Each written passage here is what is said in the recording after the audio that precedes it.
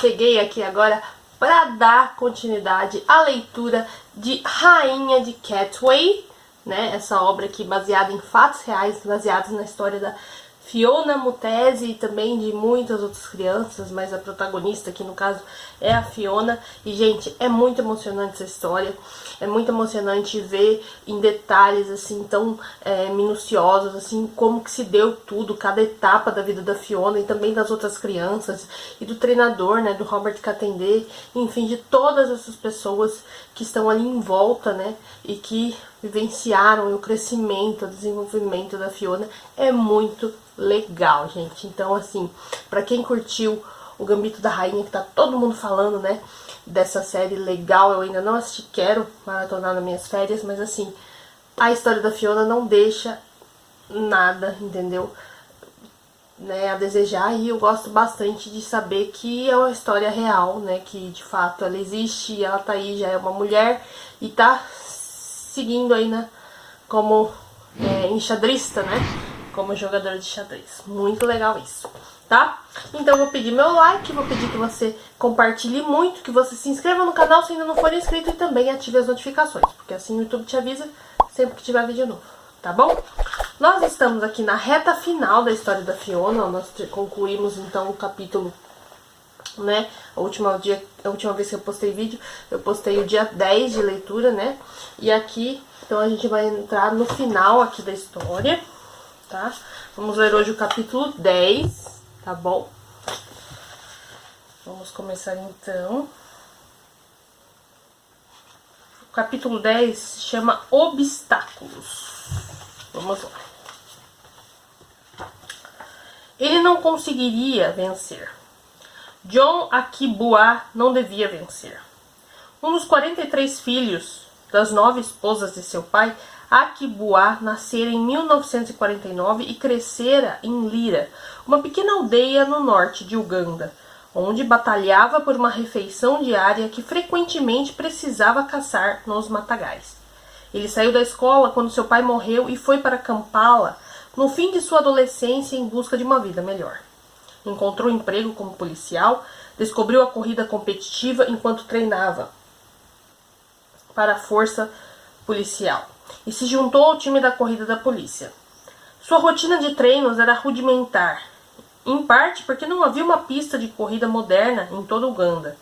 Akibua tornou-se um corredor de 400 metros com barreiras, mas diferentemente dos outros que planejavam cuidadosamente seus passos entre as barreiras e sempre saltavam com a mesma perna. Akibua as pulava enquanto os passos fossem necessários para ir até uma próxima, e simplesmente saltava com a perna que estivesse mais próxima da barreira da hora.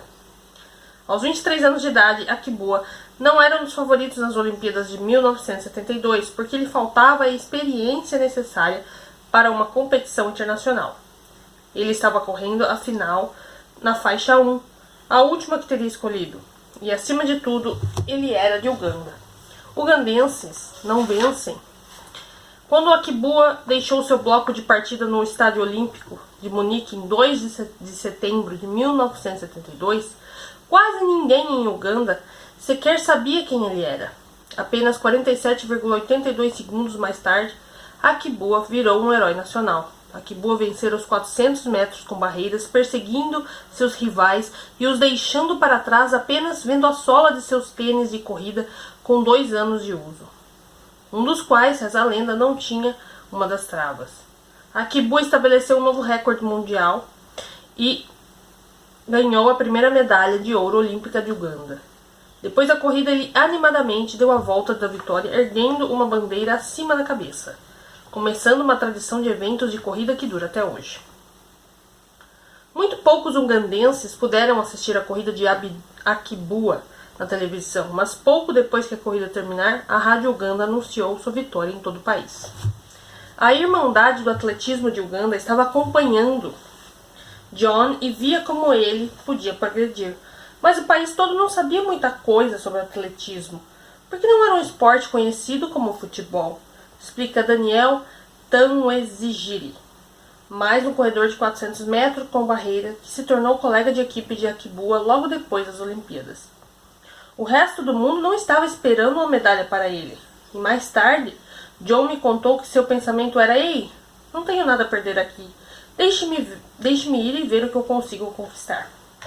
E 3 dias após a corrida, 11 atletas e treinadores israelenses foram mortos por terroristas palestinos e o mundo rapidamente se esqueceu de Akibua, mas o presidente ugandense Idi Amin se certificou de que voltou ao seu país. E foi recebido pessoalmente por Amin. Quando ele voltou, o Akibua voltou.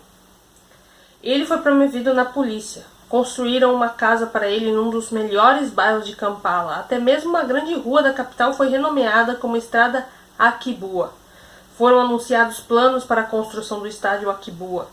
A incrível vitória de Akibua havia fornecido um pouco de esperança para todos os ugandenses de que o sucesso naquele tipo de palco internacional podia ser possível. John foi um grande exemplo de Stanley Zigiri. Ele adorava encorajar seus colegas e os atletas mais baixos que ele em altura, o que não é comum entre os grandes atletas, mas suas conquistas inspiraria todos os ugandenses que vieram depois dele a sonharem mais alto. Nos anos seguintes, Akibua lutou para manter aquele momento, apesar de ainda estar entre os favoritos até as Olimpíadas de 1976, em Montreal. Até as nações africanas resolverem boicotar aquelas Olimpíadas bem antes de que os jogos começarem. Embora diversos integrantes da tribo Akibua estivessem sendo assassinados durante os anos sangrentos do regime de Amin, Akibua foi protegido por sua fama, apesar de diversas tentativas terem sido feitas para expulsar a sua família da casa que Amin construíra para ele. E quando o regime caiu, em 1979, Akibua fugiu para o Quênia com medo de ser preso como colaborador, apesar do fato de seus 3 irmãos terem sido assassinados pelas forças de Amin. No Quênia, Akibua foi forçado a ir para um campo de refugiados, de que ele e sua família foram resgatados por seu patrocinador de calçados e levado para a Alemanha por diversos anos, até ele finalmente retornar a Uganda e voltar ao seu trabalho na polícia. Akibua morreu em 1997, aos 47 anos, como um homem de posses e fama modestas. Apenas após a sua morte, ele foi lembrado apropriadamente por suas conquistas. Seu corpo foi velado no parlamento de Uganda e seu enterro foi um evento nacional. Como um herói do esporte, John morreu ainda muito jovem, e o país definitivamente precisava dele, de Stanley Zigiri. Seus contemporâneos em outros países ainda estão vivos e tendo grande papel em criar medalhistas de ouro em seus países. John teria sido um líder de nosso movimento olímpico, mas a sua perda nega ao nosso país esse tipo de vantagem. E ele deveria estar aqui, nos contando sua história sobre ganhar uma medalha de ouro para inspirar os jovens como ele. No entanto, Akibua ainda vive nas escolas de Uganda, nas bocas dos jovens corredores que invocam seu nome, mesmo que às vezes não façam nenhuma ideia do que ele tenha sido, de quem ele tenha sido. E quando John ganhou a medalha de ouro, as pessoas de Uganda substituíram a palavra correr por Akibua, que estão o exigirem. Então, até hoje você escuta a garotada dizer que algum garoto Akibua, significando que ele corre. Esse é o seu legado. Será que ela poderia vencer? Mulheres ugandenses não vencem, não é? Muitos homens ugandenses acreditam que mulheres nem sequer deveriam competir em esportes. Mas ambos os pais de Dorcas e Nzikuru corriam, pai e mãe, e frequentemente contavam a sua filha sobre um dia mágico em Munique.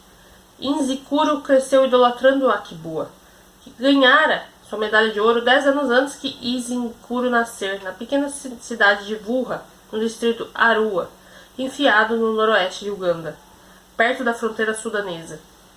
Nzikuru era a mais velha de 6 garotas em sua família. Seus 2 irmãos mais velhos tinham morrido quando ainda eram crianças. A família de Nzikuru era tão pobre que quando ela corria na pista da escola, o fazia descalça. Não havia como pagar um par de tênis de corrida. Ela vencia mesmo assim, saindo em primeiro lugar, logo no começo, e nunca olhando para trás. A garotinha, que parecia dançar pela pista como uma fada, dominando toda a competição local até quando adolescente, foi notada e levada para treinar em Kampala, como tantas outras que sonhavam com uma vida melhor. Ela finalmente precisou trocar Uganda pela Itália, porque o seu país natal simplesmente não tinha instalações treinamento e nem competidores necessários para prepará-la, né, para uma competição de elite. Inzikuro começou sua carreira como corredora de 5.000 metros, mas aquela corrida provou-se longa demais para ela. Então, um dia em 2003, seu treinador sugeriu que ela experimentasse a corrida mais diferente de seu esporte. A prova de 3.000 metros com obstáculos, uma modalidade que tem 5 obstáculos, incluindo um fosso, todos os impedimentos que a pista tem a oferecer.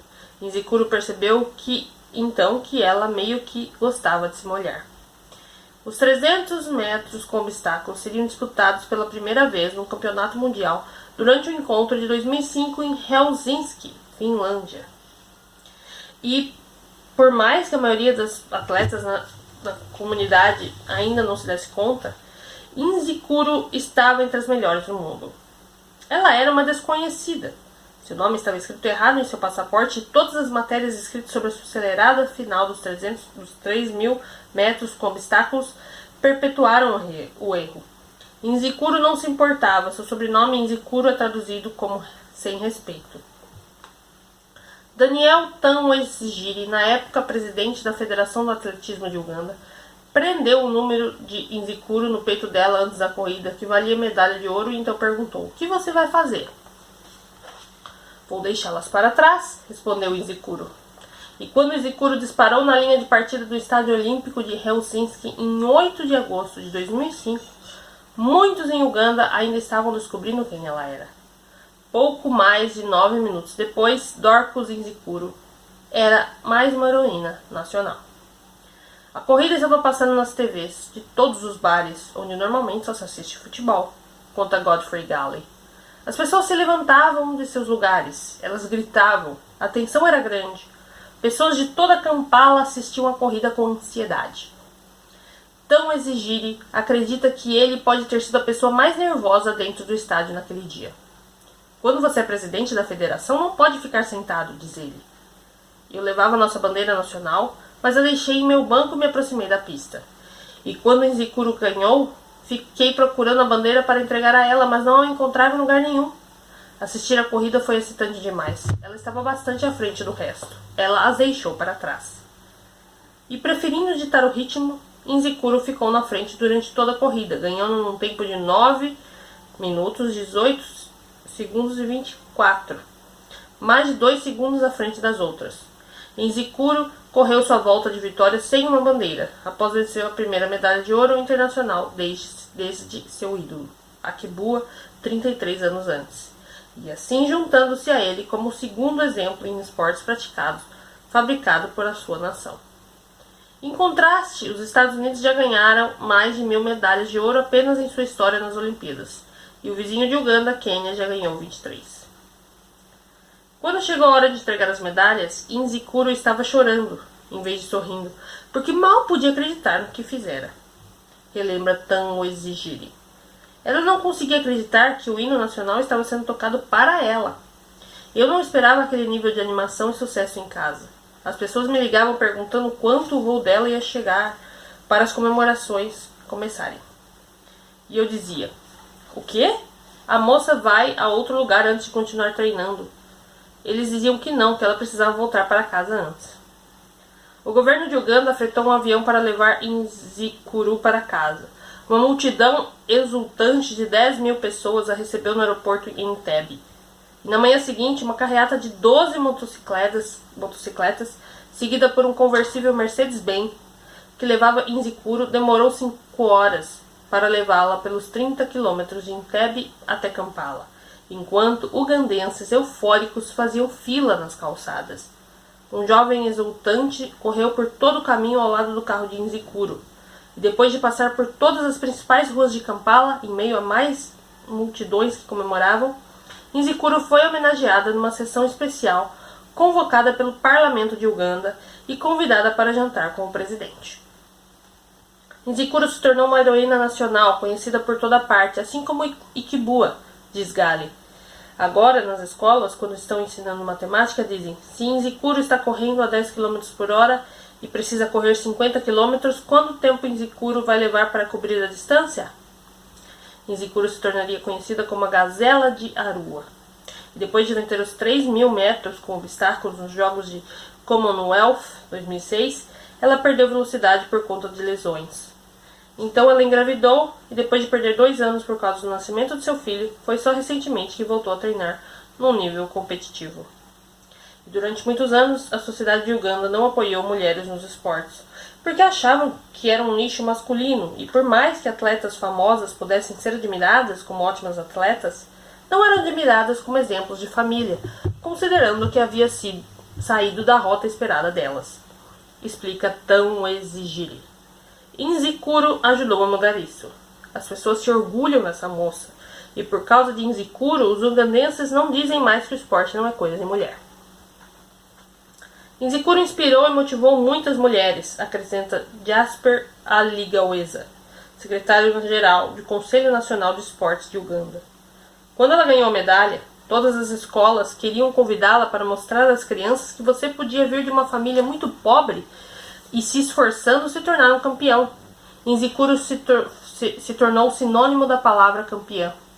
Ela pode ser uma mulher pequenina, mas todos os ugandenses a admiram. Ela podia ganhar. Nzikuru a ajudou a acreditar. Fiona Mutesi não ouvira a respeito de muita coisa na vida, mas ouvira a respeito de Nzikuru. Todos em Uganda já ouviram falar da Gazela de Arua. Fiona sabe que Nzikuru é a melhor atleta mulher em seu país e sabe que ambas começaram do zero, sem nada e sem respeito. E sei que ela corre por Uganda e que é campeã mundial, confirma Fiona. Nzikuru me motiva porque sei que ela teve o mesmo estilo de vida que eu tive, então, sempre que olho para ela, me sinto encorajada, que também posso conseguir. Fiona pensou em Nzikuru na véspera do campeonato de xadrez Hawebuzeni Memorial, realizado em dezembro de 2010, no complexo esportivo Lugogo, em Kampala. Todos os melhores jogadores estavam lá. 7 jogos em 3 dias massacrantes, depois de voltar da Olimpíada para o projeto de xadrez em Katwe, com um novo nível de confiança ganho ao competir dia após dia contra os melhores jogadores do mundo. O torneio anual Hawembuyenzi, um dos mais cobiçados títulos de xadrez de Uganda, seria a primeira oportunidade de Fiona de mostrar o quanto seu jogo crescera com sua experiência na Rússia. Não achei que eu poderia ser campeã daquele evento, disse Fiona, porque todas aquelas mulheres crescidas estavam lá e estavam me dizendo como treinaram com seus computadores, e eu pessoalmente só treinara com os meus amigos do projeto. Depois de ganhar seu jogo na primeira rodada, Fiona se viu frente a frente jogando contra sua colega de time da Olimpíada, Rita Nusbuga. Toda vez que jogo contra Fiona eu me concentro muito, porque tenho medo de que vou ser encurralada por essa jovenzinha, diz Rita. E me lembro de estar ganhando aquele jogo. Realmente me concentrei e tinha o jogo nas mãos, e ela viu aquilo. Fiona admite que ficou em desvantagem contra Rita, e que estava prestes a se render. Me lembro que desde o começo Rita estava com a vantagem. No meio do jogo, eu não tinha nenhuma vantagem e realmente perdi a esperança. Me levantei e tive a chance de olhar outros jogos de outras crianças do projeto que também estavam participando do torneio e vi que algumas delas também estavam em posições péssimas. Mas tínhamos concordado que daquela vez estávamos indo competir e não apenas participar. Então me sentei e aguentei. E continuei a pensar e a jogar. E felizmente o jogo virou para mim. Rita conta. Toquei numa peça que eu não devia mover, mas por causa das regras precisei movê-la, e assim Fiona acabou vencendo. Cometi muitos erros, então ela acabou levando o jogo, e estava animada. Fiquei magoada, porque era o meu jogo. Me senti muito mal, foi muito doloroso. Mais tarde, Fiona se viu enfrentando Eve Claire Amoko, sua colega tabuleiro 1 na Olimpíada, considerada campeã nacional do país. Fiona sentiu-se intimidada desde o começo, mas uma vez ela pensou em renunciar no começo do jogo. E ela estava ganhando desde a abertura, então por que desistiria? Perguntou Eve incrédula. Levei tamanha surra que nem compreendi onde foi que errei. Ela me derrotou tão feio que senti como se eu não jogasse há 10 anos. E na manhã seguinte, Fiona enfrentou Gorete Angolikin, mais uma forte oponente que tivera medo de enfrentar no passado. Mas quer Fiona soubesse ou não, ela não era a única jogadora apreensiva no tabuleiro. Para falar a verdade, eu estava com medo dela, confessa Gorete. Fiona tem um treinador. Ela treina mais do que eu. Eu simplesmente tive a sensação de que ela venceria. E no xadrez, quando você fica com medo, é difícil conseguir um bom resultado. Ainda assim, Goretti se saiu bem no começo e as velhas dúvidas começaram a pairar sobre a cabeça de Fiona. Quando vi o treinador Robert vindo olhar o meu jogo, me lembrei de como ele nos advertira a nunca desistir. Então, quando ouvi, fiquei com medo de desistir.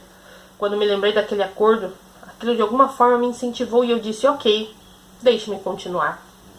Conforme Fiona e Goretti se aproximavam do final, mais a disputa parecia destinada a empatar. Mas Goretti cometeu um pequeno deslize, que Fiona reconheceu imediatamente e roubou o jogo. Seria a única derrota de Goretti no torneio. Àquela altura, ocorreu a Katende que Fiona estava jogando o melhor xadrez da sua vida, e que se terminasse forte em suas 3 últimas partidas, poderia muito bem ser a campeã, mas ele escolheu não contar aquilo a ela. Ele sabia que Fiona nunca pensa daquele jeito, nunca pensa adiante, e seria perigoso plantar aquela ideia na sua cabeça. Em sua partida seguinte, Fiona enfrentou Grace Kinege.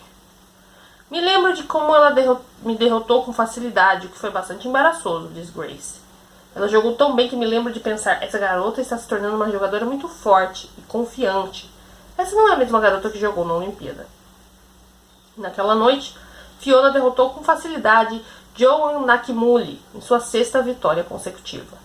Fiona não sabia que sua vitória naquele jogo lhe assegurara o campeonato até todas as partidas da rodada serem concluídas. E quando Katende lhe deu a notícia, a reação de Fiona foi reservada como sempre. Pelo menos até Ivan, Benjamin, Samuel e muitos dos outros competidores de Catway irem parabenizá-la e ela abrir um pequeno sorriso. Uma vitória de qualquer um do projeto de Katende sempre fora tratada como uma vitória por todos, desde os dias do time das crianças. Katende disse que não conseguiu realmente medir a alegria de Fiona, até ela sair do salão de jogos com pulinhos discretos que ele já havia notado após vitórias importantes. E mesmo abocanhando o campeonato Hawabunyense, Fiona ainda tinha mais um desafio. Na última rodada, ela ficaria frente a frente com Christine Namaganda, a mesma garota de quem Katende um dia tirara inspiração para treinar sua própria campeã. Katende não havia contado a história a Fiona, mas Fiona sabia a respeito dos campeonatos de Christine e antes do jogo ela apertou Katende e revelou. Treinador, estou nervosa. Aquela Christine é difícil e tem experiência. E Katende tentou reconfortar Fiona. Ele lembrou que já jogara contra oponentes mais talentosos na Olimpíada. Então, momentos antes de o jogo começar, Christine se aproximou de Fiona e perguntou a ela se ela aceitaria um empate, admitindo que estava relutando em competir contra Fiona após ver como ela jogava bem, como ela jogara bem no torneio até então. Fiona consultou Katende, que insistiu para que ela jogasse pela experiência, mas ela lembrou que, como ela não precisava vencer para ser a campeã do torneio, poderia aceitar um empate durante o jogo. Fiona rapidamente saiu à frente de Christine com uma abertura forte.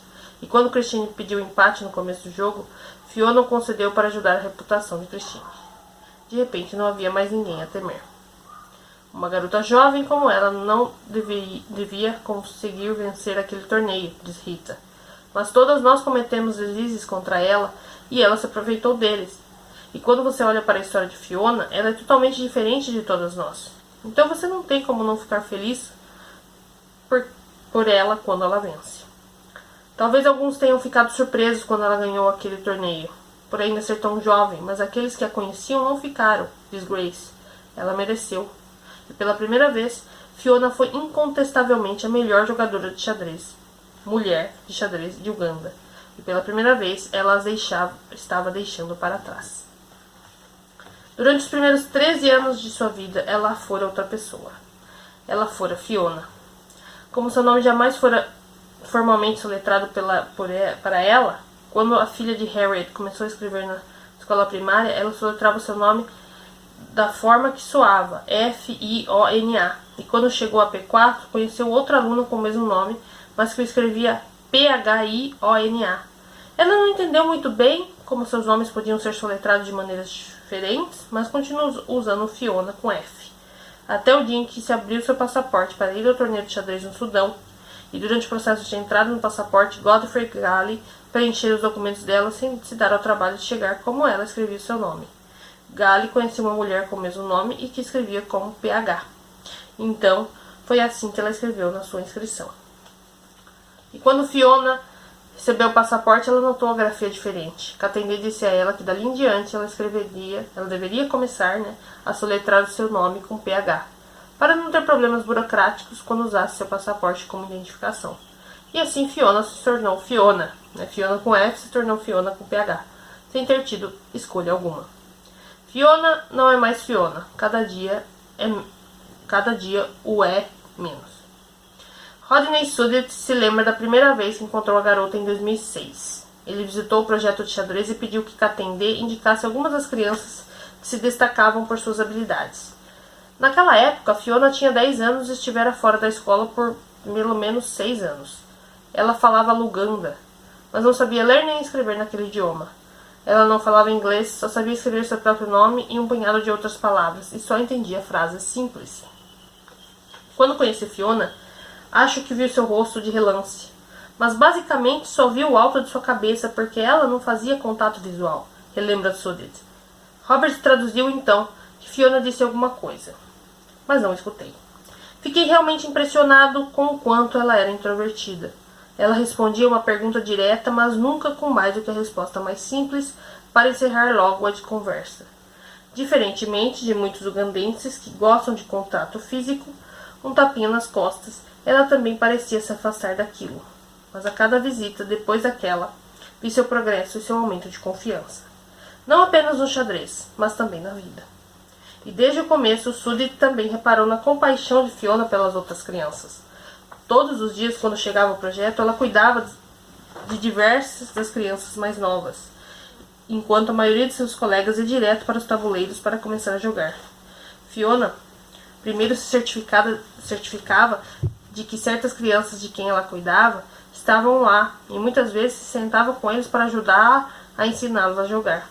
Ela sempre se oferecia para preparar o mingau, e quando não cozinhava, sempre agradecia a quem o fazia. Seguindo o conselho de Katendê, Fiona nunca ia embora do projeto sem agradecer a todos que haviam ajudado naquele dia. Sudduth podia se enxergar naquela garota. Fiona era mais uma garota cuja vida desviara de seu rumo predestinado através do esporte. Mais uma lutadora que vivera no meio do caminho.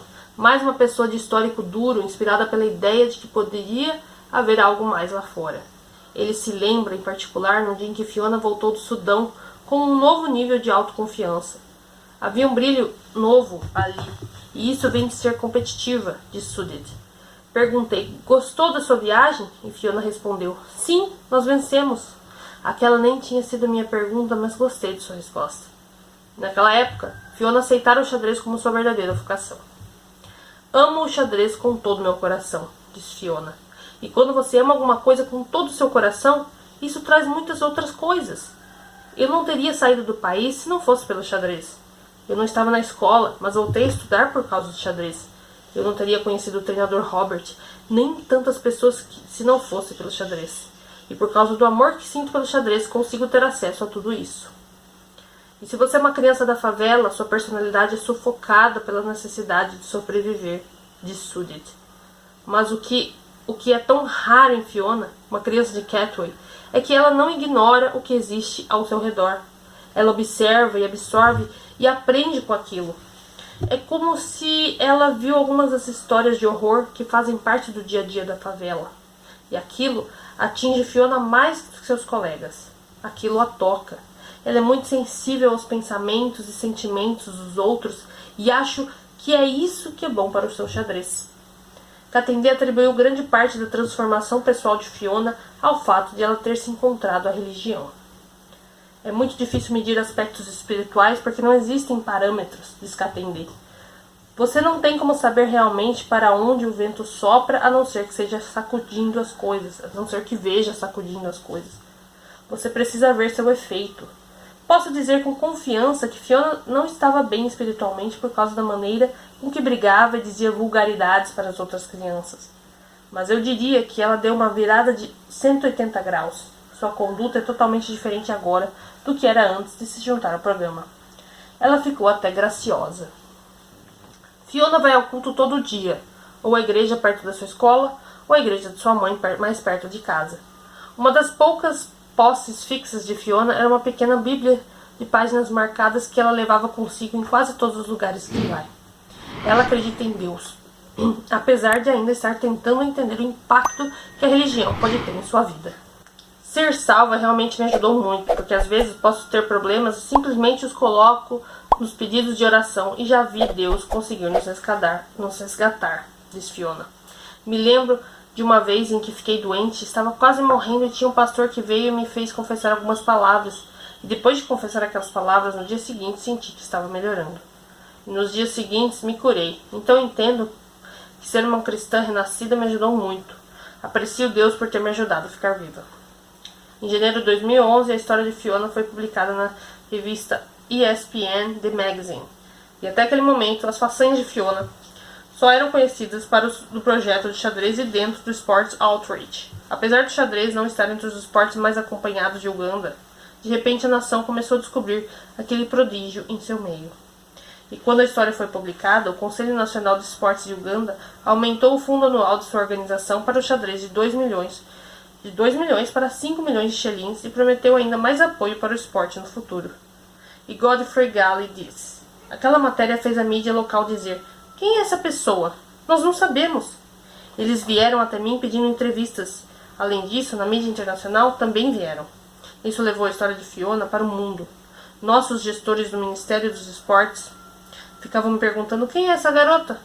Quando foi que isso aconteceu? Como aconteceu? Não fazíamos ideia de que esse esporte era tão popular assim. O xadrez tende a ser um esporte que fica escondido na maior parte do tempo, explica Daniel Tanwezigiri, agora comissário de Educação Física e Esportes de Uganda. O número de espectadores ainda é muito pequeno. Não tem muita atenção dos nossos jornais, mas Fiona pode mudar isso. Ela precisa de exposição.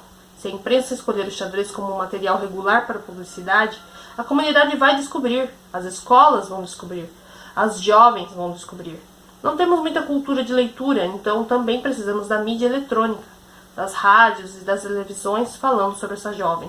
E se precisamos descobrir como focar a câmera nela, em Uganda, então ela pode fazer a diferença.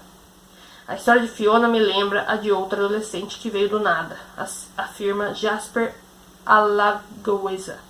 Acredito que Fiona possa ser uma nova Nzikuru. Se essa garota vai a uma competição internacional e ganha uma medalha de ouro, ela pode ter o mesmo impacto.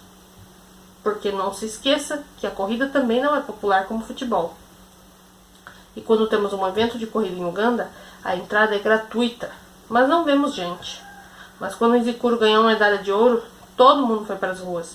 E se você perguntar a qualquer pessoa quem é Nzikuru, ela vai responder: a gazela de Arua. Um dia, talvez, quando você perguntar quem é Fiona, respondam a rainha de Catway. Teopista Aguto estava navegando na internet na primavera de 2011, quando encontrou um artigo no jornal londrino Guardian sobre Fiona Motesi, uma consequência da matéria do ESPN. Agutu, que vive com seu marido e 2 filhos em uma das ricas comunidades com portões de segurança de Kampala, conhecidas como Naalia Estates, ligou para o jornal da cidade, o New Vision, e perguntou se alguém ali já ouvira falar de Fiona. O New Vision havia começado a seguir a trajetória de Fiona e então um dos repórteres deu o número de Robert Katende para Agutu. Ela ligou para Katende e disse a ele que sempre quis que seus filhos, Stefan, de 10 anos de idade, e Samuel, de 7, aprendessem xadrez e perguntou se Fiona estaria interessada em ensinar a eles.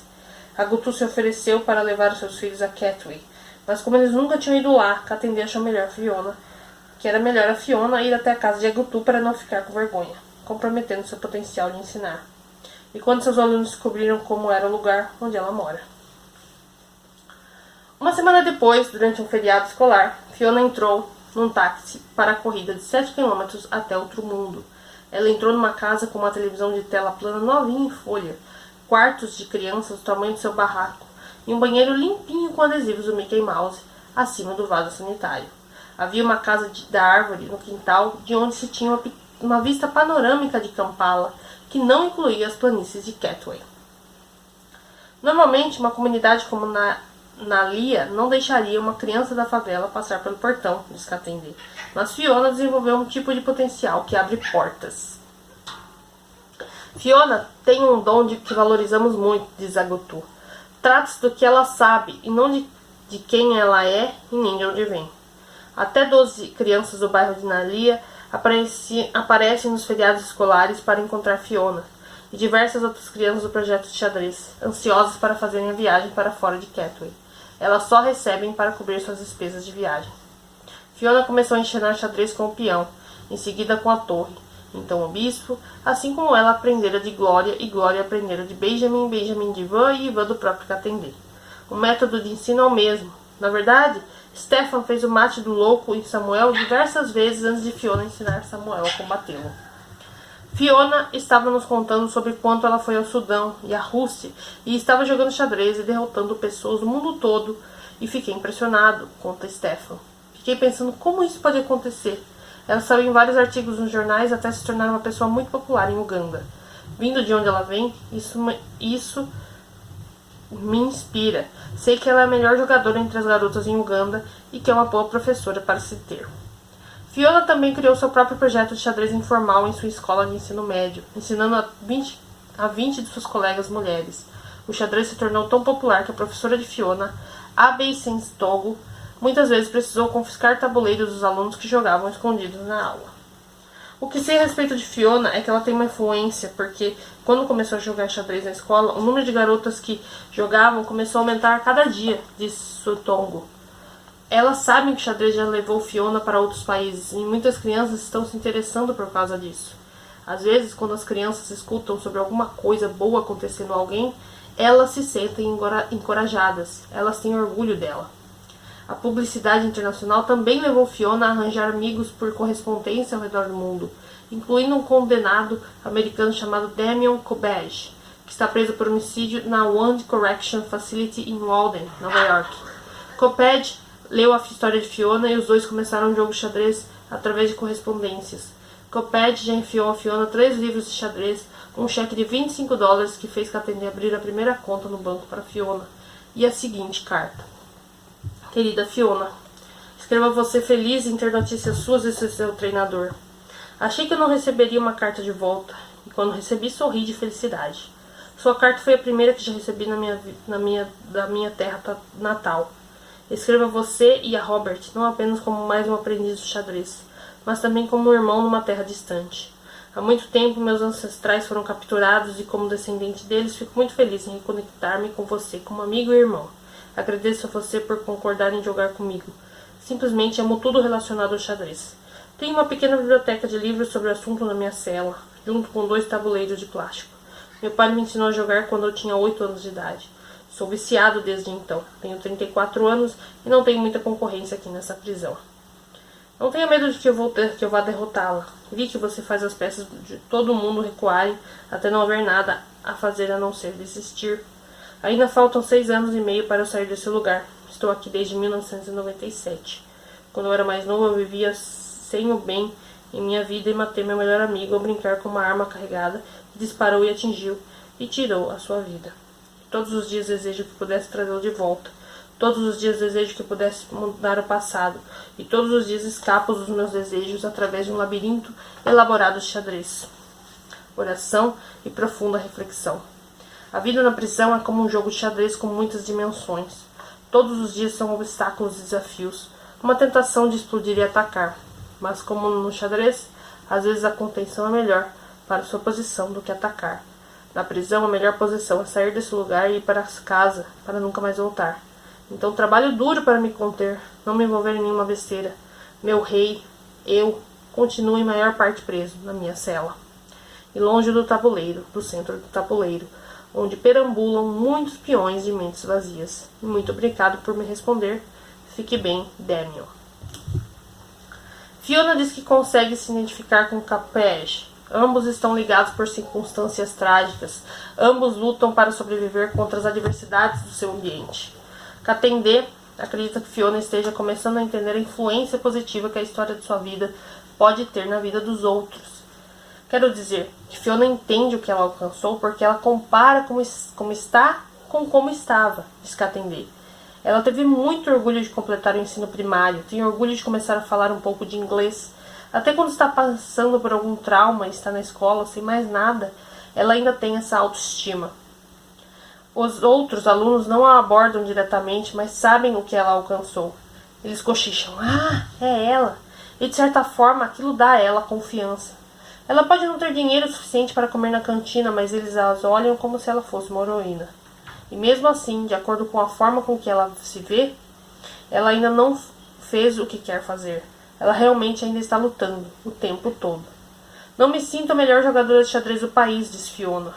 Sei que achar isso poderia me atrasar. No momento que eu sentir que eu sou a melhor, não vou conseguir melhorar ainda mais. Então, eu nem chego perto disso. Sempre trabalho como se não fosse eu a campeã e ainda consigo continuar a treinar. Catway não é um lugar onde as pessoas anunciam seus próprios sucessos. Aqueles momentos são raros e podem atrair atenção indesejada. Qualquer comemoração pessoal é melhor, em particular. Quando Fiona estava se preparando para começar a P7 em 2010, ela precisou preencher alguns formulários que pediam sua data de nascimento. Ela perguntou à sua mãe.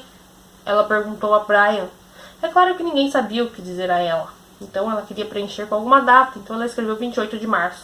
Simplesmente porque na P5, sua professora de inglês organizaram uma festa para sua turma em 28 de março. De modo que Fiona escolheu aquela data para ser seu aniversário. Tenho uma lembrança boa daquele dia, então agora é o meu aniversário, justifica Fiona.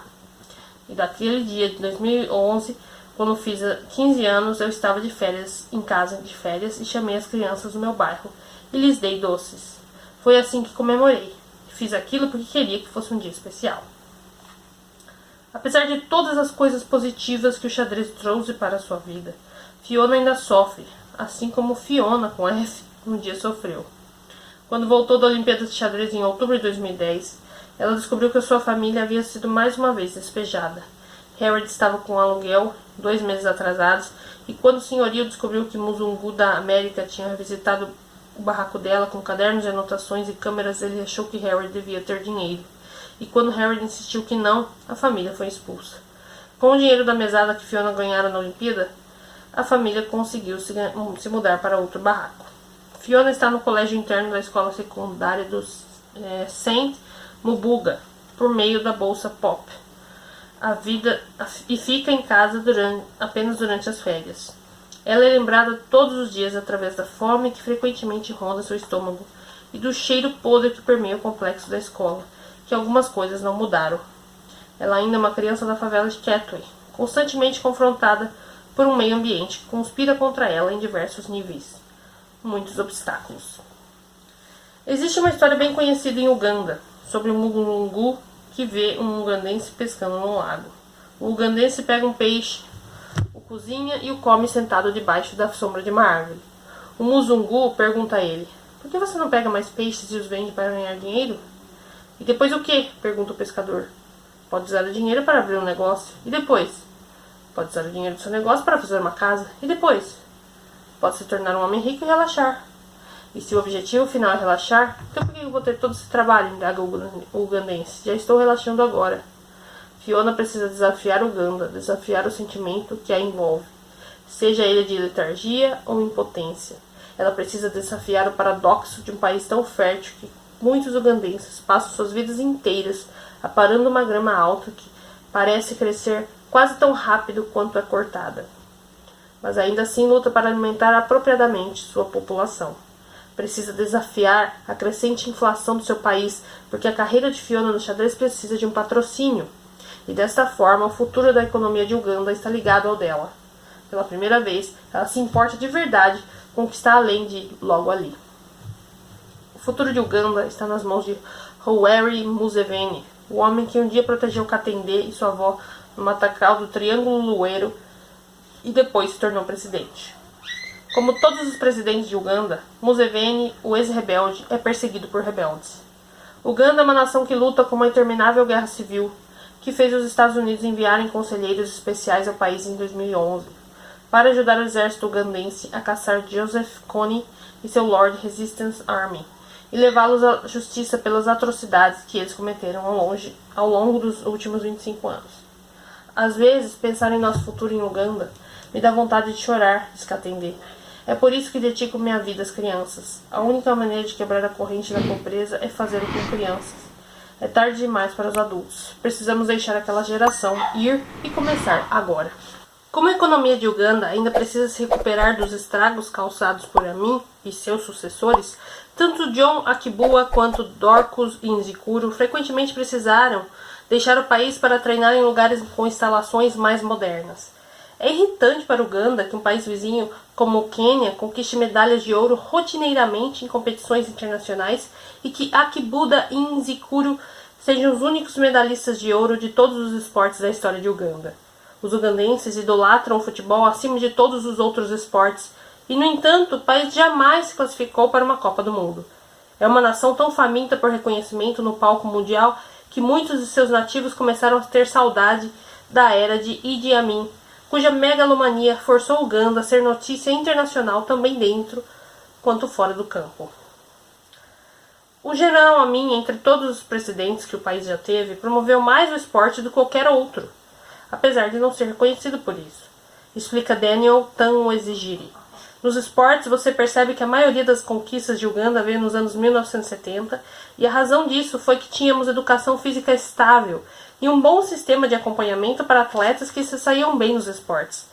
Nos comparando a outras nações africanas nesse sentido, estávamos à frente, mas chegou uma época em que os nossos sistemas foram atrapalhados, enquanto os outros continuaram e jamais nos recuperamos.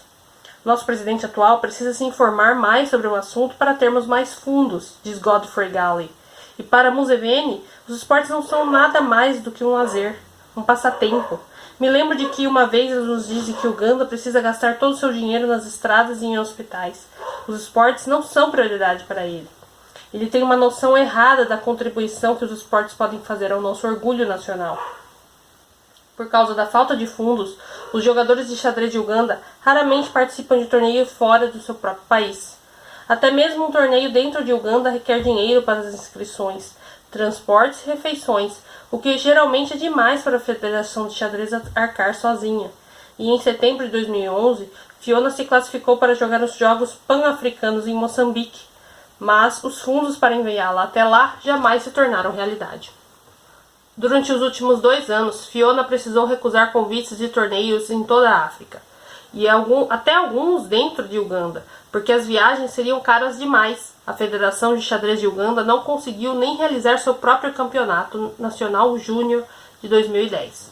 Uganda costumava ser uma força no xadrez africano, diz o ex-treinador do time nacional, Dr. George Zirimbuzi. Houve uma época em que éramos os terceiros do continente, com apenas o Egito e a Tunísia à nossa frente. Mas agora o Botsuana e a Zâmbia e o Zimbábue e a África do Sul nos ultrapassaram. Eles até têm os grandes mestres. Realmente ficamos para trás. É uma luta, diz Joaquim Okoth, atual treinador do time nacional de xadrez. Não temos instalações, jogamos nosso xadrez num velho clube de tênis. Tivemos permissão para levar o xadrez às escolas, mas não temos o equipamento, não temos os tabuleiros. A maneira com que treinamos nossos jogadores em Uganda é grosseira e rudimentar, acrescenta Gali. Não temos muitos treinadores, então as nossas crianças só jogam e alguém lhes diz o que eles acham ser um bom movimento e o que eles acham não ser. Faz sentido que os 2 mais celebrados atletas de Uganda sejam corredores, de provas com obstáculos. É o que você faz em Uganda, corre até chegar ao próximo obstáculo. E tanto Akibua quanto Inzikuru tiveram que correr de seu próprio país, e a questão continua quanto e se Fiona também precisaria de alguma forma deixar Uganda para se alcançar seu máximo potencial no xadrez. O melhor jogador de xadrez de Uganda atualmente mora na Inglaterra. Stephen Kawuman é parte do que está se tornando a geração perdida do xadrez do seu país. O pai de Stephen, Mary, era um dos pioneiros de Federação de Xadrez de Uganda e ensinou seus 3 filhos a jogarem. Os Kawuman compraram livros de xadrez para os meninos poderem estudar, o que foi o bastante para Stephen chegar ao topo no xadrez do país. Stephen é mestre FIDE e já jogou em todas as Olimpíadas de xadrez desde 2000, mas jamais saiu tão bem quanto gostaria. Ele evoluiu no jogo participando de qualquer competição que lhes apresentassem em Uganda e praticando pela internet. Mas como todos os ugandenses antes dele, jamais teve um verdadeiro treinador. Muitos enxadristas acreditam que é preciso um grande mestre para que outro seja formado, e simplesmente não existe acesso a isso em Uganda. Tivemos um treinador, o Sr. Zembuzi, que treinou na Rússia, mas ele nos deu tudo o que podia, diz Stephen Kauman.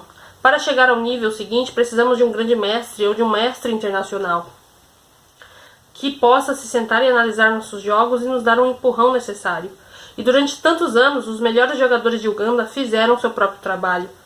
Hoje eu leio esse livro, amanhã outro livro. Você tem o conhecimento, mas é um conhecimento aleatório, que não ajuda contra os melhores jogadores do mundo. Tenho 29 anos e meu jogo é o mesmo, desde que 10 anos atrás. Stephen trabalha como um engenheiro de refrigeração em Southampton, Inglaterra. Sem dinheiro de patrocínios, o xadrez se tornou pouco mais do que um hobby, apenas uma pequena parte de sua vida. Ele poderia praticar como treinador a 120 km dali, em Londres, mas aquilo lhe custaria 50 libras por hora. Existe um grande mestre americano se oferecendo para treiná-lo pela internet, mas Steven precisa pensar no final do jogo.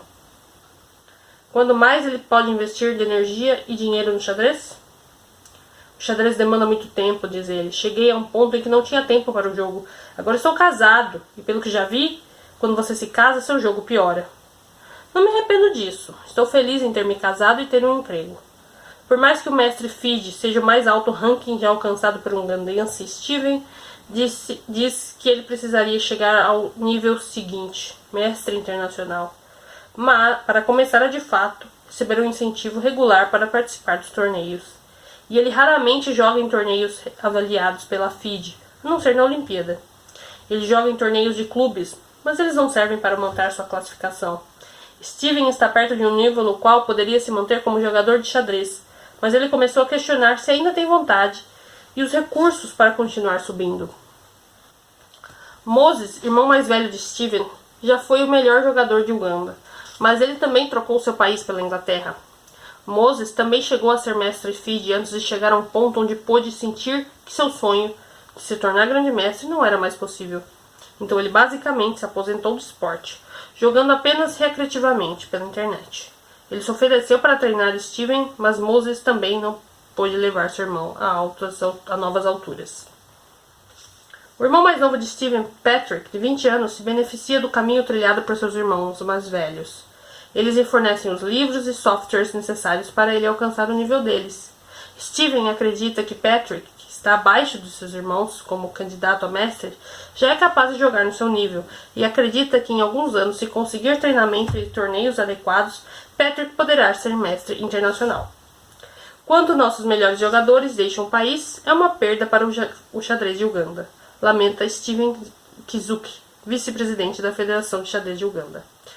Como há tão poucos fundos para viagens a torneios fora do país, precisamos contar com os nossos próprios jogadores para melhorarem uns aos outros.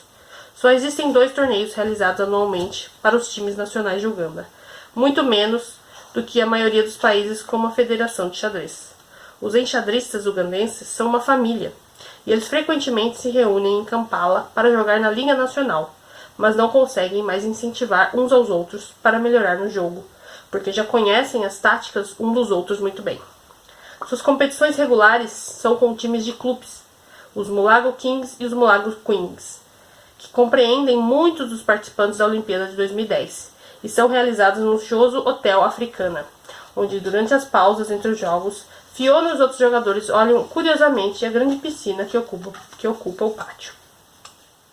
A Road Wanyama, que jogou como tabuleiro 1 na Olimpíada de 2010 e é o melhor jogador que ainda habita Uganda, admite que se tornou complacente por não haver competição suficiente em seu país para desafiá-lo. Ele já ficou de fora 2 vezes depois de se classificar para a Olimpíada, porque Uganda não tinha dinheiro para sua viagem e disse que se mudaria para outro país se pudesse pagar. Em Uganda, você joga no casulo, diz Wanyama. Há tão pouco contato com o mundo do xadrez lá fora que é difícil melhorar em relação aos outros jogadores mundiais, porque você não tem competição fora da Olimpíada. Existe um teto aqui e se você cresce muito no jogo, você acaba só batendo a cabeça. Todas as 4 colegas de time de Fiona na Olimpíada admitem terem sérias dúvidas quanto a seus futuros no xadrez.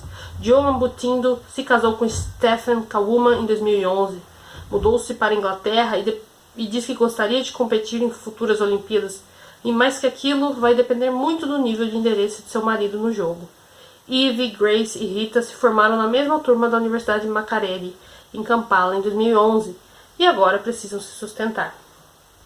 Existem muitos obstáculos, diz Eve. O tempo é um problema. Dinheiro. A atitude é uma questão importante. Você olha para o futuro e pergunta a si mesma: por que estou sofrendo pelo xadrez? A única motivação que nos faz continuar indo a torneios é a esperança de ganharmos algum dinheiro. Mas quando perdemos logo no primeiro dia, às vezes nem aparecemos no segundo. Somos os maiores obstáculos para nós mesmas. Você precisa ter uma atitude positiva demais. E quando isso falta, é o seu fim. É um mundo duro. Como muitas mulheres em Uganda, Eve não foi sempre encorajada a seguir carreira nos esportes, até mesmo pelos seus familiares. E quando comecei a me destacar no xadrez, meu pai não aceitou, conta Eve. Contei a ele que a Rússia jogar na Olimpíada e ele disse: certo, você pode jogar xadrez, mas quero que saia melhor nos seus estudos. É muito desencorajador.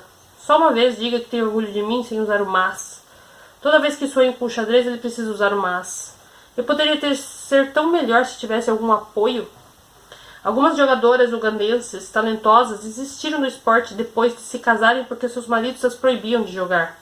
Também diz muita coisa o fato de que nenhuma das colegas do time de Fiona, da equipe nacional, tem mais do que 20 e poucos anos, porque é a idade em que a maioria das mulheres em Uganda não consegue mais se dedicar tanto ao esporte. Grace foi desviada do jogo por um interesse em música e a necessidade de encontrar um emprego.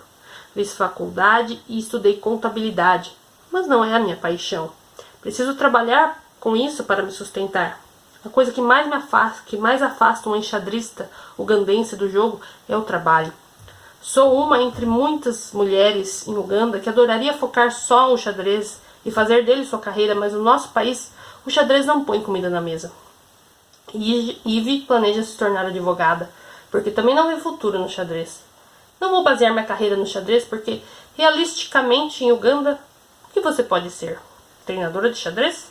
Professora de xadrez? Talvez como segundo emprego. Você pode arranjar alguns alunos, mas como carreira não. Uganda não permite. Como Grace, Rita também tem um diploma em contabilidade. E fala apaixonadamente sobre como vai ganhar dinheiro como contadora e usá-lo para montar um clube para ensinar a jovens garotas a arte de xadrez. Ela também quer ir às mais Olimpíadas, se o tempo permitir, mas reconhece a diferença entre a sua situação e a de Fiona. Fiona cresceu nas ruas, ela mora na favela, e é por isso que tento tratá-la como minha própria irmã, diz Rita.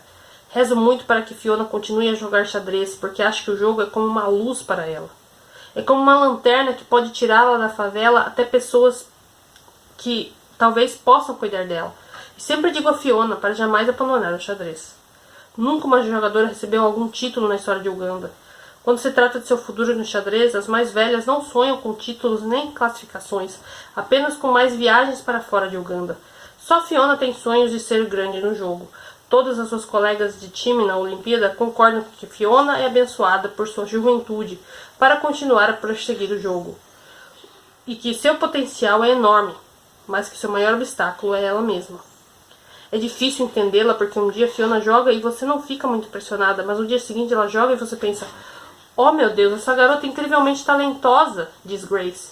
Falta consistência e ela provavelmente é porque a sua própria história não foi tão inconsistente. E quando vejo Fiona, percebo que ela só precisa de atenção, concorda Rita. Ela precisa de amor, precisa de pessoas que se importem com ela e a encorajem. Olho para ela e penso que quando eu arranjar um bom emprego daqui a uns anos, vou patrocinar Fiona em todos os torneios do mundo. Fiona é uma jogadora muito boa, mas poderia ser ainda melhor se realmente acreditasse nela mesma, completa Eve. É difícil alguém sair da favela achando que tem um mundo a seus pés e que vai conquistá-lo. É preciso um coração bem grande para ter uma atitude dessas. Todas nós sabemos que Fiona é boa. Como ela é boa. E às vezes acho que sabemos disso melhor do que ela mesma. As capas de revistas coladas nas paredes dos barracos de Catway geralmente estão lá para cobrir um buraco, mas os rostos retratados nelas são significativos. Beyoncé, Serena Williams, Michelle Obama. Na maior parte das vezes é preciso explicar à maioria das meninas e atender quem são aquelas pessoas. Mas quando elas descobrem, querem ser iguaizinhas a elas. E para Fiona Mutesi e o restante das adolescentes de Catway, existem poucas verdadeiras inspirações femininas para seguir. Nada realista, nada atingível. Nenhuma mulher de negócios ou dona de casa, não existe uma no meio do caminho, a qual Fiona possa se agarrar durante uma época tão influenciável de sua vida. Uma época em que ela precisa de muita orientação para se tornar adulta. Fiona está começando a se tornar uma mulher, mas usa roupas largas e se cobre toda, porque é muito difícil na favela ser uma mulher solteira e jovem. Revela Rodney Suddet. Ajudaria se Fiona encontrasse alguém em que se espelhar para ajudá-la e descobrir quem ela é. Em vez disso, Fiona parece guiada por um homem. Mas por um fantasma, na verdade. Quem conheceu o pai de Fiona diz que ela é filha de seu pai, forte, resiliente e feroz quando desafiada. Mas ela jamais conheceu seu pai, não tem nenhuma lembrança dele. Não sabe nem qual era a aparência dele. A única foto que Harriet tinha de Godfrey Buzinga foi perdida há muito tempo, numa das enchentes em Catway. Às vezes sinto como se tivesse saudades de meu pai, confessa Fiona. Por exemplo, minha mãe não me compra roupas desde que eu tinha 9 anos de idade. Se meu pai estivesse vivo, acho que ele teria comprado roupas para mim desde que eu tinha 9 anos. Amo minha mãe e sinto compaixão por ela. Ela se esforça para arranjar comida e pagar o aluguel. Então como é que eu poderia pedir dinheiro para roupas? Mas acredito que meu pai teria conseguido.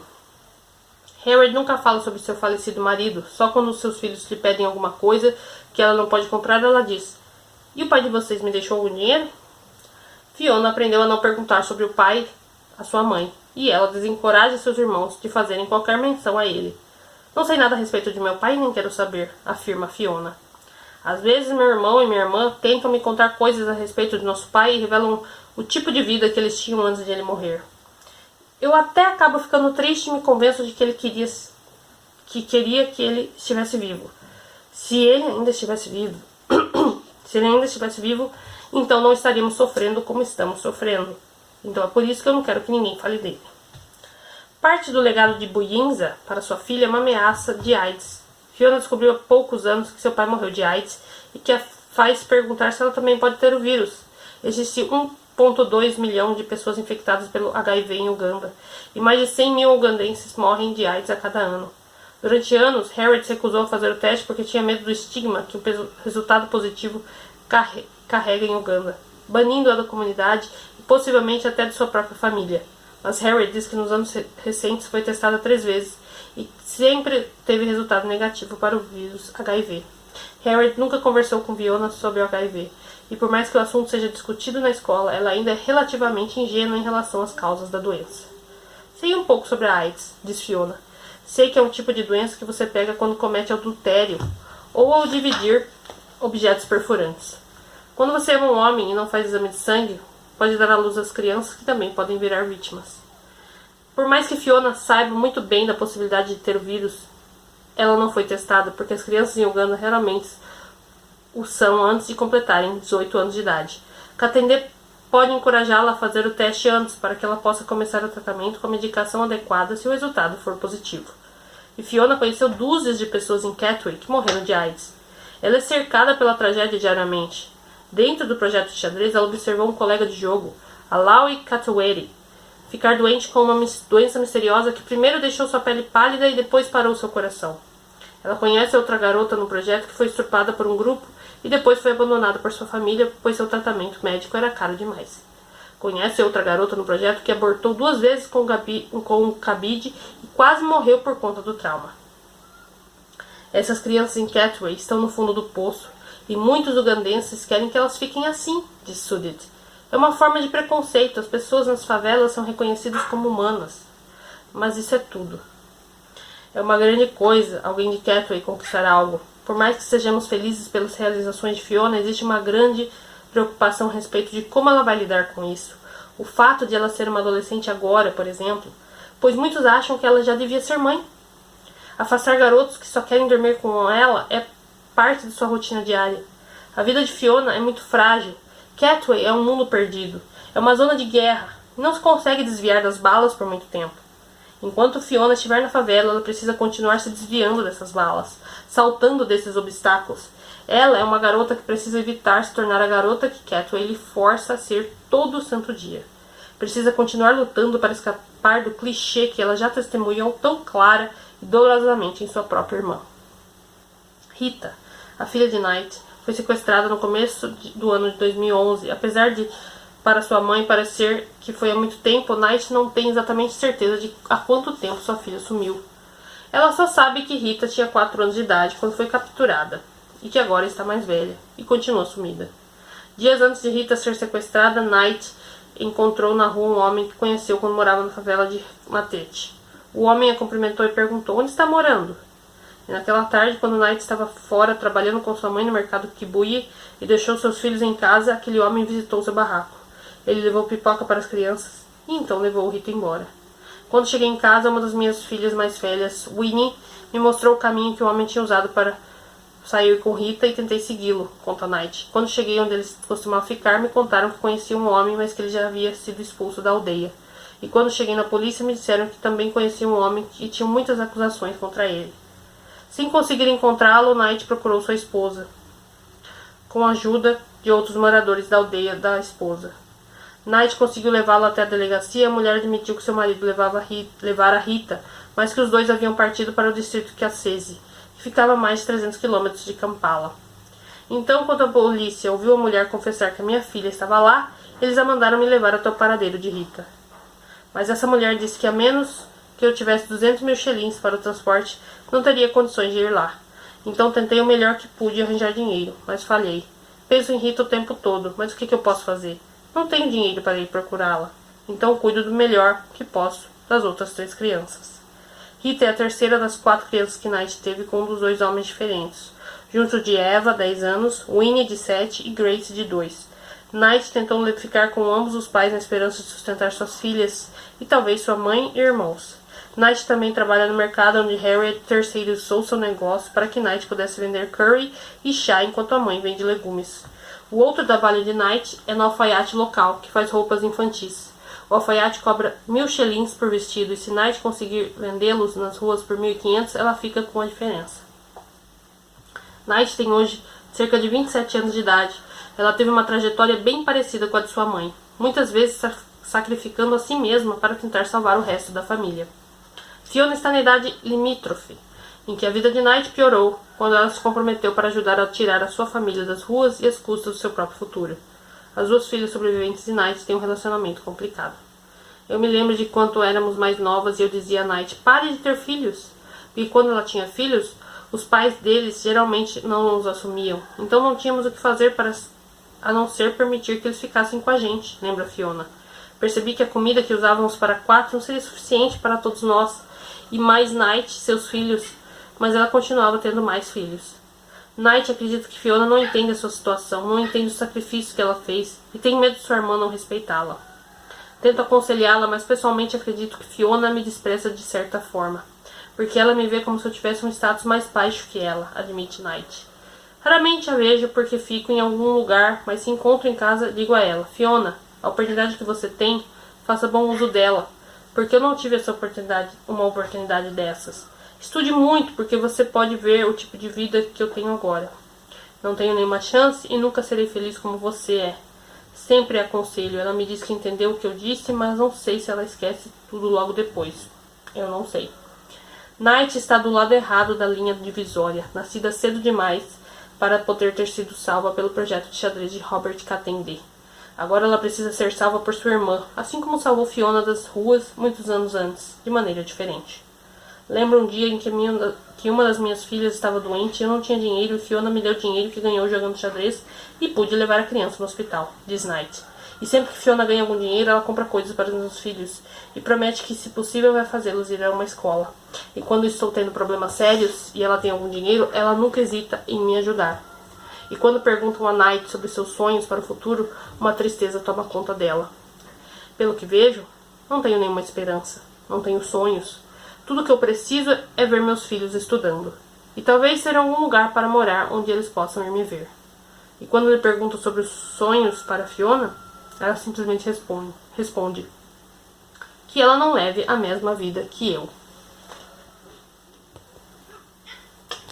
E aqui a gente conclui então o capítulo 10, Obstáculos. Capítulo bem longo, né, gente? Porque é reta final, a gente tem mais um capítulo só, que é o capítulo 11, capítulo Sonhos, para finalizar aqui. E a gente viu uma situação bem triste, né, gente? Mais uma vez aí, um soco aí no estômago, porque a gente se depara aí com algumas situações que aconteceram e a Fiona descreve, enfim, é descrito aqui pelas pessoas, tanto a Fiona quanto a Night, que é a irmã dela, e ela falando da AIDS, enfim. Gente, é complicado, né? Bem complicado isso. Mas a gente tá vendo que como que o xadrez tá dando essa reviravolta, mas ainda assim a gente vê que lá não ia dar certo, ela tinha que ir para outro lugar, como fizeram os outros dois, né, atletistas lá. Enfim, tiveram que sair do país porque lá não dão o suporte, né, o apoio, o incentivo necessário para o esporte. Esporte é só um hobby, é só um passatempo, então não se dá o devido valor, e é isso que falta muitas vezes, dar um valor para aquilo, né, porque não adianta, né, uma pessoa é fantástica, é maravilhosa naquilo que está fazendo, mas não tem um apoio, não tem um suporte de quem tá lá em cima, daí não adianta muito, né, enfim, complicado isso. Mas, estamos aqui então na reta final, né, mais um dia e nós concluímos a leitura de Rainha de Catway, gente. Estou muito feliz por poder concluir aqui, né, mais uma obra, né, e saber que é né, baseado em fatos reais, né, existe, né, e ela está lá agora, seguindo o seu sonho, e isso é que mais me deixa fascinada, é isso, saber que isso aconteceu e, né, e que são personagens, né, pessoas que existem, né. Eu fiquei muito triste também pela Rita, né, a menininha foi capturada e eles não ter condições de ir atrás, enfim, que esse homem, meu Deus, cara, muito triste tudo isso, né.